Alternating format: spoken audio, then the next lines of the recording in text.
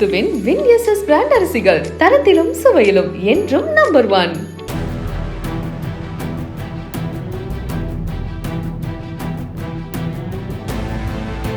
வேலூர் மாவட்டம் குடியாத்தத்தில் குடித்துவிட்டு பொது இடத்தில் கலாட்டா செய்ததை தட்டி கேட்ட காவலரை பிளேடால் முகம், கழுத்து உள்ளிட்ட இடங்களில் வெட்டிவிட்டு தப்பிய இளைஞருக்கு 10 ஆண்டுகள் சிறை தண்டனை விதித்து மாவட்ட நீதிமன்றம் தீர்ப்பு வழங்கியுள்ளது.